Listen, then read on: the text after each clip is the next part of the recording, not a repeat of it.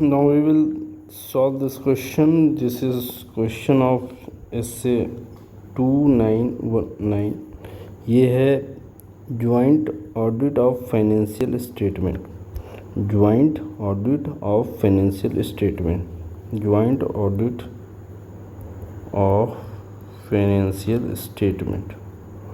अब इस क्वेश्चन जो है ये क्वेश्चन आया है आपका जो है ये आया है आपका 2019 में मई के अटेम्प्ट में। Joint auditor Dice limited appointed two firms, ये firm M and P Q limited for as joint auditor for conducting audit for the year ended 31 March 2019. Okay, in the course of audit, it has been observed that there is a major understatement in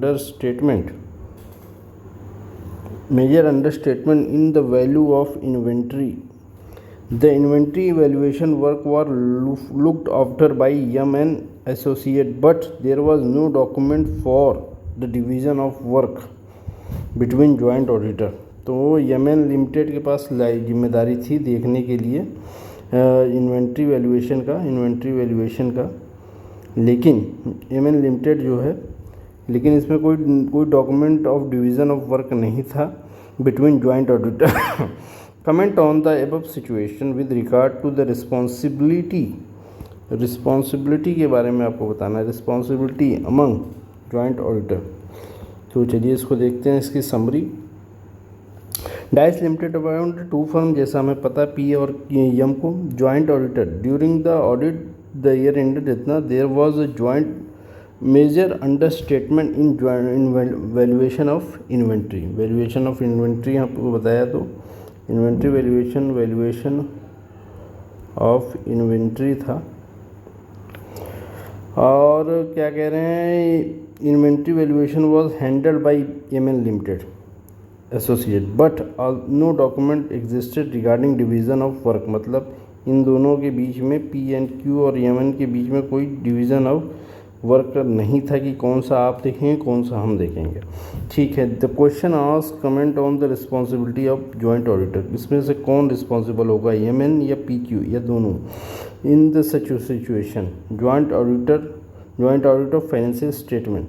तो सबसे पहले हम समझ लेते हैं advantage of joint audit क्या होता है.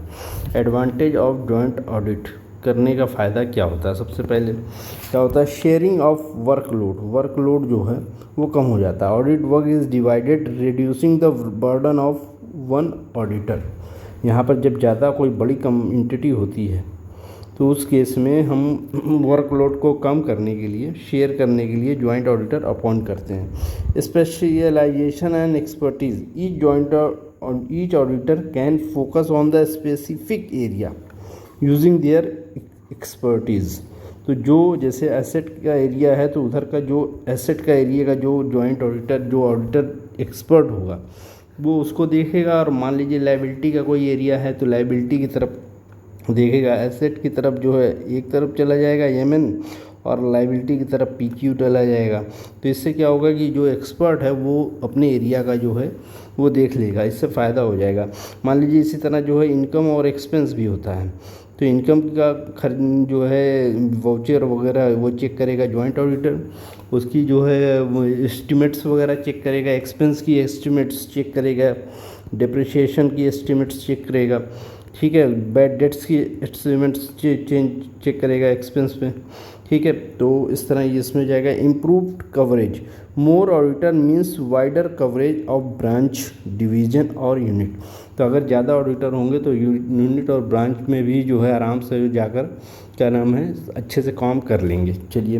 Cross checking. Work of one auditor can be reviewed by the other improving reliability. अब जैसे P&Q हो जाएंगे और YMN हो जाएंगे तो इसमें 5 ऑडिटर हैं, इसमें 5 हैं तो 10 ऑडिटर हो गए. ये एक दूसरे का वर्क क्रॉस चेक कर लेंगे. क्रॉस चेक करने से फ़ायदा ये होगा कि कोई एरर होगा तो वो सॉर्ट ऑफ हो जाएगा, प्रॉब्लम सॉल्व हो जाएगी. Reduce the risk of overlooking.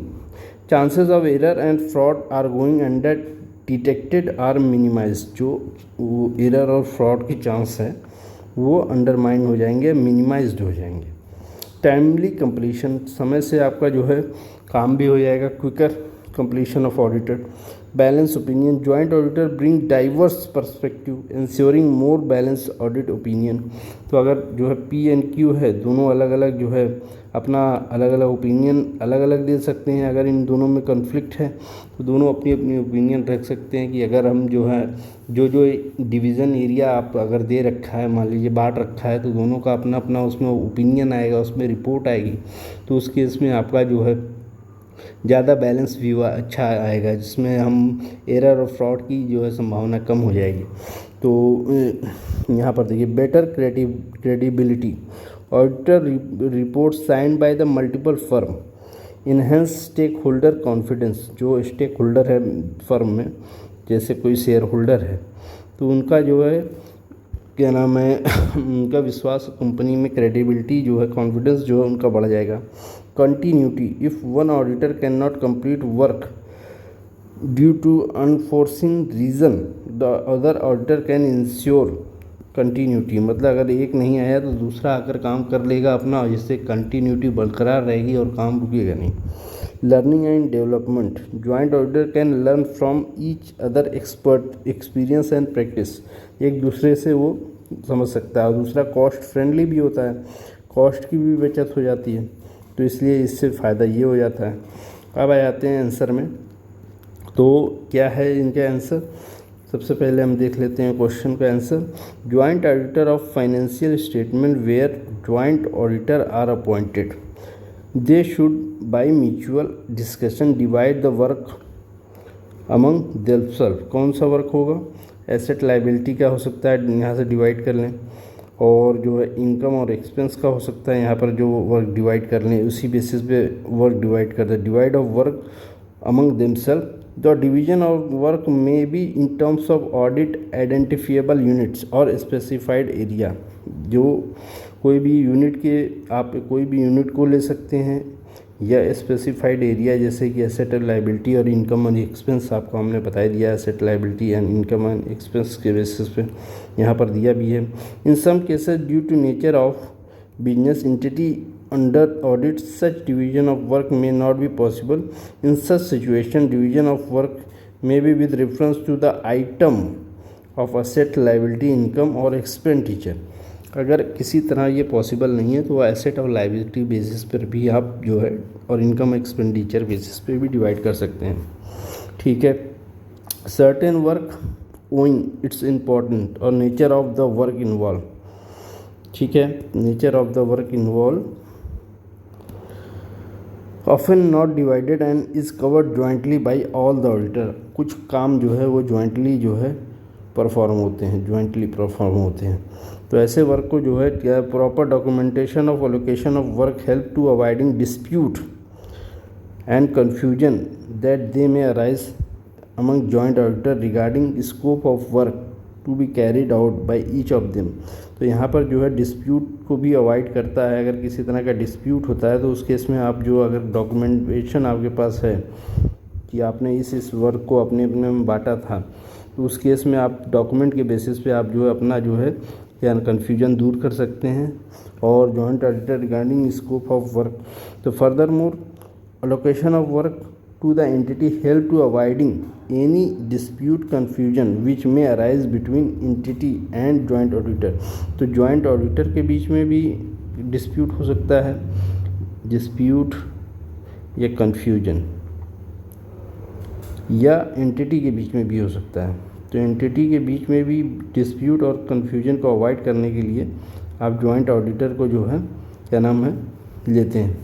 तो जो है जो वर्क को डिवाइड करते हैं। Allocation of work, allocation of work the entity help in avoiding any dispute which arise between entity and joint auditor.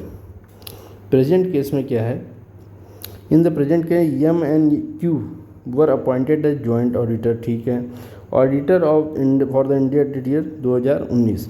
During the audit, it was observed that major understatement in inventory valuation and inventory valuation were looked after by Yemen Limited Associate. However, there was no documentation regarding the division of the work between joint auditor. देखिए यहाँ पे dispute हो गया, यहाँ पे document जो है आपने कोई डॉक्यूमेंटेशन हुआ नहीं था वर्क को डिवाइड करने को लेकर, तो यहाँ पर कन्फ्यूजन और डिस्प्यूट हो गया। तो डिस्प्यूट होने की कंडीशन में दोनों रिस्पॉन्सिबल होंगे, या जब तक जो है क्या नाम है किसी की लाइबिलिटी नहीं साबित होती है तब तक वो दोनों एक रिस्पॉन्सिबल होगा। अगर लाइबिलिटी साबित होगी तो किसी एक को रिस्पॉन्सिबल बना सकते हैं, लाइबिलिटी साबित नहीं होती तो दोनों रिस्पॉन्सिबल हैं। ठीक है। If the valuation of inventory specifically allocated to M, then only N shall be liable और responsible for same, otherwise both shall be jointly responsible.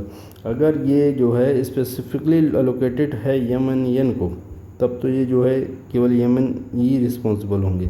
अगर केवल जो है अगर ये नहीं हुआ है तो both shall be jointly responsible होंगे। तो इस केस में हम जो है ज्वाइंटली रिस्पॉन्सिबल देखेंगे। तो इसके अलावा नाउ बात करते हैं नेचर ऑफ ऑडिट रिस्पॉन्सिबिलिटी की। तो इसमें हम NTE पर पता करेंगे, nature, timing and extend of audit responsibility. ठीक है। Responsibility relate to what kind of work auditor does. For example, verification of asset and liability, compliance with the law and internal control etcetera. तो यहाँ पर देखिए जो है, यहाँ पर देखिए क्या है, if in joint audit if the nature of procedure is decided jointly, then all auditor are responsible. Stock verification method अगर लिया गया तो। Timing of audit responsibility refer to when the audit procedure are perform, interim audit और year end audit और cut off testing. तीन चीज़ें हैं, interim audit और जो है आपकी ईयर एंड ऑडिट और कट ऑफ टेस्टिंग एक्सेट्रा। तो अगर आपकी टाइमिंग अगर ये है, if the timing decision are taken jointly, then all auditors shall be responsible. Verification और data balance at the end और इंटरिम। तो एक्सटेंट ऑफ ऑडिट रिस्पॉन्सिबिलिटी ये रेफ़र करता है हाउ मच वर्क और degree of testing is done. For example, size of sample size, coverage, materiality level, क्योंकि सब auditor का मटेरियलिटी अलग हो सकता है। ऑडिटर का मटेरियलिटी लेवल अलग हो सकता है, मतलब कि हो सकता है वो 5,000 को मटेरियल मानते हों, हो सकता है कोई 10,000 रुपये को मटेरियल मानते हों। तो मटेरियलिटी का जो स्तर है वो अलग अलग ऑडिटर के लिए अलग अलग हो सकता है। तो हाउ मच वर्क और डिग्री और टेस्टिंग लेते हैं, these are the joint decision among all the auditor, so liability is shared. In short अगर हम बात करें, joint auditor while each auditor is individual responsible for area allocated. अगर जो एरिया XYZ को सबको अपना दिया गया है, तो जो एरिया का है, मान लीजिए ये एसेट का है देख रहे हैं, ये लायबिलिटी का देख रहे हैं, ये इनकम और एक्सपेंस का देख रहे हैं, ये कोई अलग यूनिट का देख रहे हैं, साउथ जोन का देख रहे हैं, साउथ जोन, नॉर्थ जोन। ठीक है। तो जो जोन का जो एरिया है वहाँ का वो ईच इंडिविजुअल रिस्पॉन्सिबल होगा। अगर किसी तरह की मटेरियलिटी प्रॉब्लम में, जो risk of material miss statement पाया जाता है, मटेरियल प्रॉब्लम पाई जाती है, इन्वेंट्री वैल्यूएशन में किसी तरह की जो है गड़बड़ियाँ, इनकन्सिस्टेंसी पाई जाती है, तो उस समय हम जो है जॉइंट ऑडिटर में जो इंडिविजुअल को रिस्पॉन्सिबल करेंगे। तो क्या बोल रहा है, फिर से देखते हैं। In joint audit, while each auditor is individual responsible for the area allocated, the NTE of audit procedure are common decision. Hence, all joint auditors are jointly and severely मतलब individually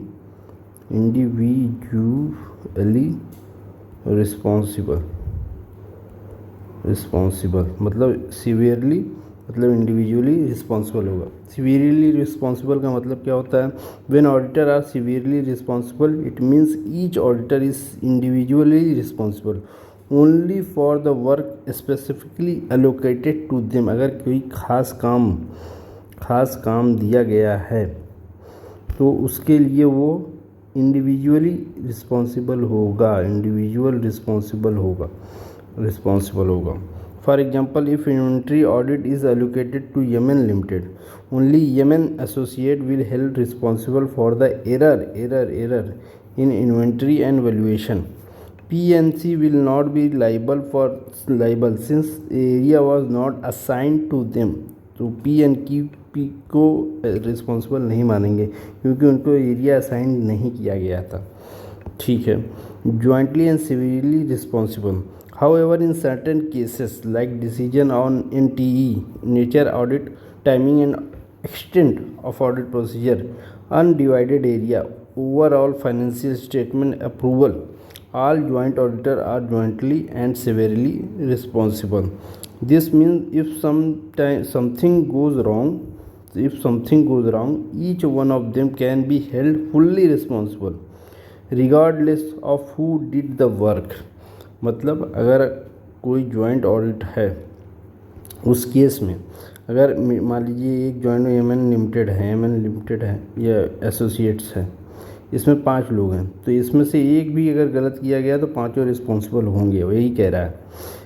this means something goes wrong each one of them, each मतलब प्रत्येक उनमें से can be held fully responsible regardless, इसको ध्यान में नहीं देंगे कि who did the work. Regardless का मतलब इसको ध्यान में नहीं देंगे, इसको ध्यान में नहीं रखेंगे कि कौन किया है work, who did the work. Exam line, severally responsible मतलब liability only for the work individually allocated, severally मतलब individual responsible. Jointly and severally responsible का मतलब है liability shared by all auditor and each auditor can be held fully accountable. तो liability shared by all auditors and each auditor can be held fully responsible और accountable. ठीक है। In 299 joint audit of financial statement, the division of work among joint auditor can be broadly done by the following 2 bases। 2 basis पे हो सकता है। एक तो division of work में be done by the entity wise और branch wise और unit wise. For example, A head office northern branch, B southern branch head office, और दूसरा क्या है आइटम ऑन आइटम बेसिस और area basis. Division of work में भी done with respect to specific item, asset, liability, income, expenditure. For example, inventory, debtor and purchase auditor A, B का क्या है fix asset and creditor and sales. Important क्या है, some area can not be divided. ठीक है। Overall examination of financial statement, common decision, compliance with the essay requirement, these remain joint responsibility of all auditor। तो फिर से इसको समझ लेते हैं। 2 तरह के एरिया हैं, 2 एरिया हैं। एक तो आपको जो है एंटिटी वाइज मिल सकते हैं, एंटिटी वाइज। दूसरा जो है क्या मिल सकते हैं, ये आइटम वाइज। आइटम में एसेट, लाइबिलिटी, इनकम और एक्सपेंस आ सकता है। इसमें जो है ब्रांच आ सकती है, हेड ऑफिस आ सकता है। ठीक है। हेड ऑफिस मतलब हेड ऑफिस का काम तुम देख लो, ब्रांच का काम हम देख लें, एसेट का काम तुम देख लो, लाइबिलिटी का काम हम देख लें। तो 2 तरह, एंटिटी वाइज और item wise. On total entity basis या unit basis, on area basis हो सकता है।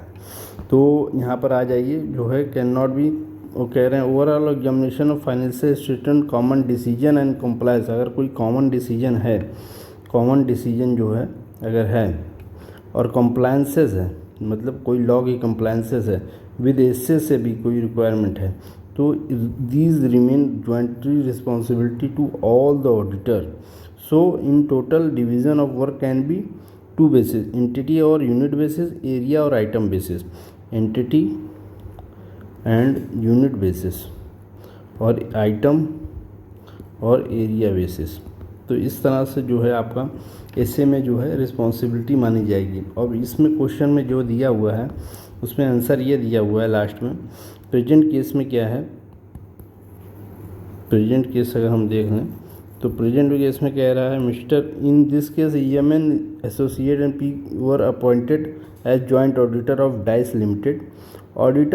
Audit of the year ended 30 March इतना during the it was observed that the major understatement valuation of inventory, the inventory valuation was looked after by EMN associate. However, there was no document regarding this division of work between joint auditors. If the valuation of is specifically allocated to specifically अगर allocate EMN को है तो EMN will be responsible. Otherwise जो है EMN and PQ shall jointly responsible. तो इस तरह ये आपका जो है ऐसे कंप्लीट होता है।